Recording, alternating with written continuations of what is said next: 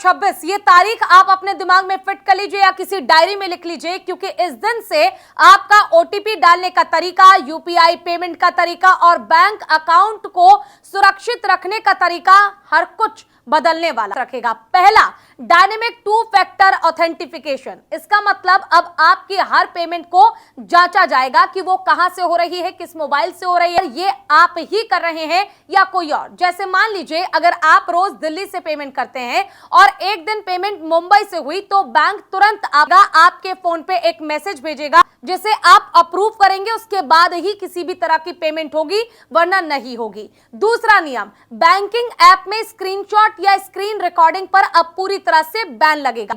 यह इसलिए किया गया है क्योंकि स्कैमर्स एनी डेस्क जैसे ऐप से इस्तेमाल करके आपके फोन को कंट्रोल करते हैं और उसको रिकॉर्ड कर लेते हैं, जिसके बाद वो आपके साथ फ्रॉड करते हैं। तीसरा नियम, नाइट टाइम ट्रांजैक्शन लॉक, यानी अब आपको अपने बैंकिंग ऐप में नए ऑप्शन मिलेंगे जिससे आप रात 11 बजे से सुबह 6 बजे तक अपनी सभी पेमेंट्स या ट्रांजैक्शंस को लॉक कर सकेंगे।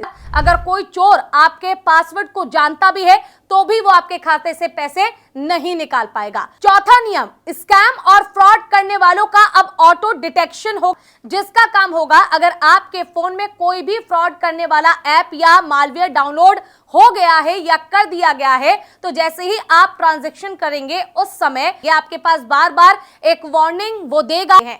पांचवा नियम, ओटीपी सिस्टम में सबसे बड़ा बदलाव, अब एसएमएस में आने वाले ओटीपी बंद हो जाए। जो बैंकिंग ऐप आप यूज करते हैं उसी में आपको अब ओटीपी मिलेगा।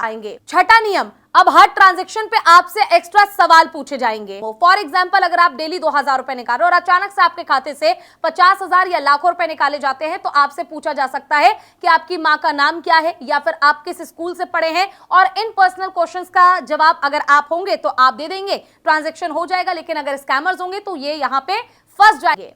सातवां नियम है बिहेवियर बायोमेट्रिक्स। ये पूरी तरह से टेक्निकल होगा, यानी आपका जो बैंकिंग ऐप है वो आपके टाइपिंग के तरीके से, टाइपिंग के स्पीड से और आप स्क्रीन को कैसे हैंडल करते हैं इससे ये कंफर्म करेंगे कि ये आप ही है। अगर फिर स्कैमर्स आपके बैंकिंग ऐप से छेड़छाड़ करते हैं तो वो उसे टेक्निकली हैंडल करेंगे और देखेंगे कि इसका पैटर्न आपकी तरह है या नहीं। अगर नहीं होता है तो और ट्रांजैक्शन ब्लॉक कर दी जाएगी। आठवां आखिरी वो है आधार बायोमेट्रिक, यानी अब अगर आप बैंकिंग ऐप से मोटी रकम का ट्रांजैक्शन करते हैं 5 लाख 8 लाख तो हो सकता है कि आपसे उस समय आधार लिंक, फिंगरप्रिंट या फिर फेस स्कैन मांगा जाए। इनके बिना कोई भी पेमेंट होगी ही नहीं।